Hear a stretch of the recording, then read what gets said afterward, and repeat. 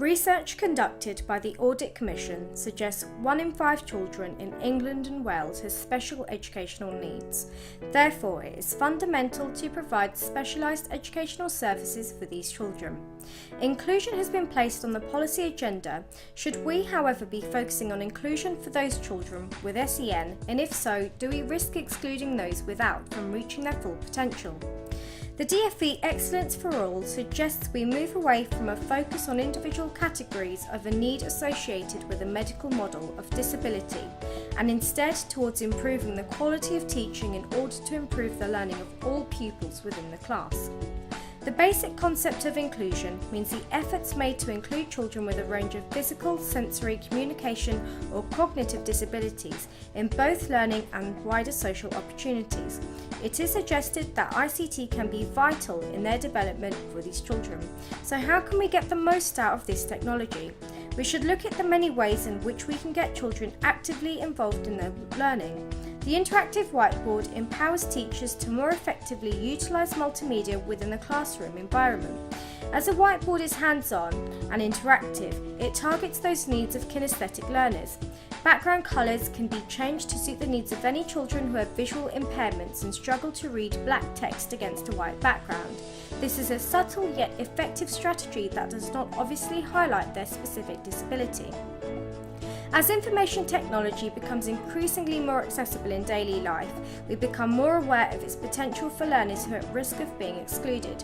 The areas that may create barriers are communication and interaction, cognition and learning, behaviour, emotional and social development, as well as sensory or physical.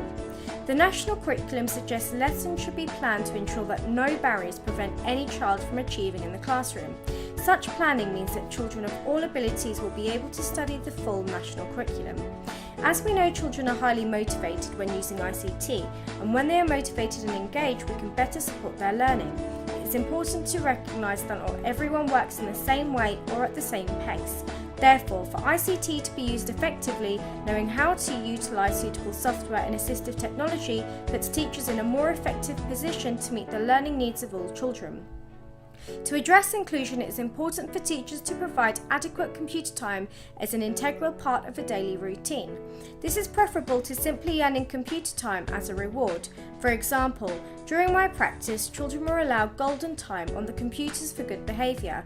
Based on my observations, teachers should implement the use of ICT during lessons, as the benefits showed this technology may help children concentrate and learn effectively. Assistive technology is designed to be used by any child with an SEN, where the standard software is too difficult or too challenging to operate.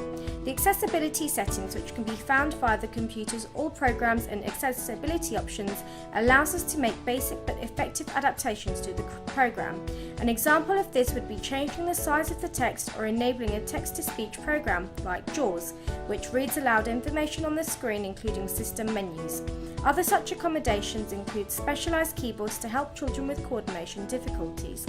The Salamanca Declaration suggests AT is an essential part of inclusive education and should be used to enhance success in the school curriculum to aid communication, mobility and learning.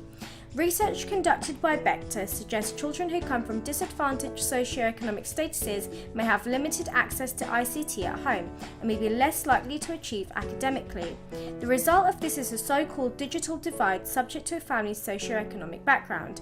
To help bridge this gap, we should allow children from disadvantaged backgrounds more time using computers, where they are able to interact more frequently with ICT.